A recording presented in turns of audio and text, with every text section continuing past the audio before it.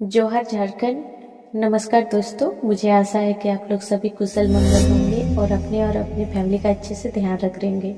मुझे आशा है कि मेरी प्रोनाउंसिएशन काफ़ी बेहतर हो गई है और आप लोग ऐसे ही मुझे सपोर्ट करते रहिए। आज का हमारा टॉपिक है एम्बेसी क्या होती है, उनका काम कैसे होता है, उन एम्बेसी का कार्य क्या होता है, इन सारी चीज़ों के बारे में आज हम लोग डिस्कस करेंगे। तो अंत तक जरूर सुनिएगा मेरी बात। तो अगर सरल शब्दों में कहे तो एम्बेसी दूतावास एक देश का वह कार्यालय है जो दूसरे देश में स्थित होता है। यह विदेश में आपके अपने देश की एक छोटी सी सरकार या घर की तरह काम करता है। इसे एक उदाहरण से समझ सकते हैं हम लोग, जैसे अमेरिका में स्थित भारतीय एम्बेसी वहाँ भारत सरकार का प्रतिनिधित्व करती है।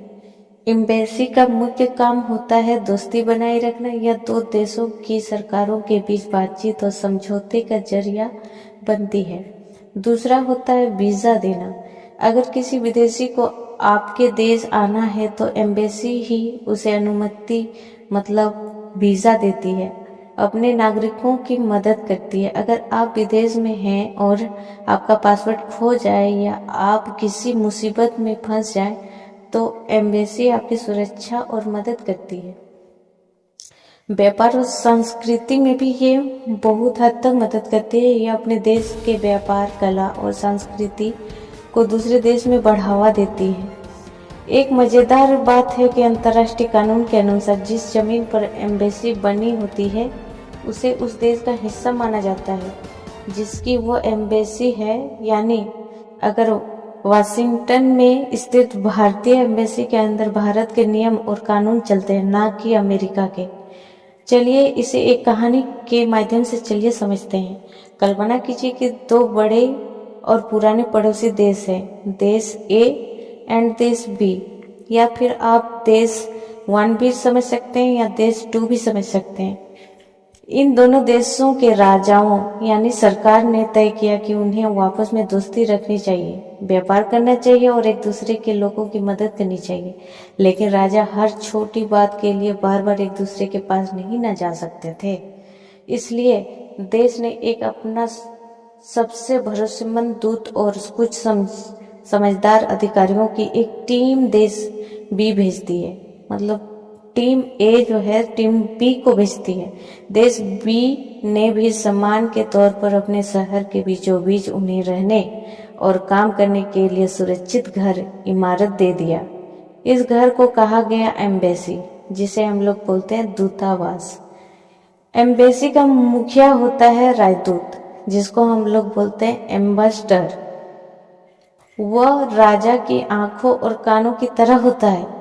अगर देश ए को कोई नया व्यापार शुरू करना है तो राजदूत देश बी के मंत्रियों के साथ चाय पर बैठकर समझौते पक्के करते हैं।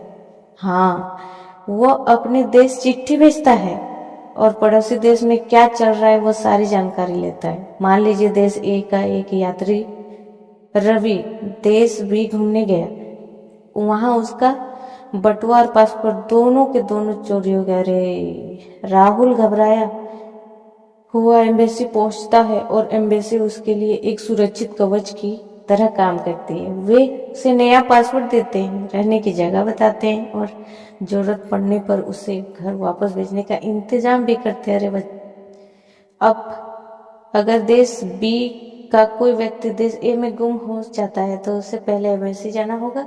वहाँ के अधिकारी उससे पूछते हैं, क्या आप क्यों जाना चाहते हैं, आपके पास पैसे हैं कि नहीं हैं। जब वे संतुष्ट हो जाते हैं तो उसके पासपोर्ट पर मोहर लगाते हैं, जिसे हम वीज़ा कहते हैं। यह एक तरह की एंट्री पास है।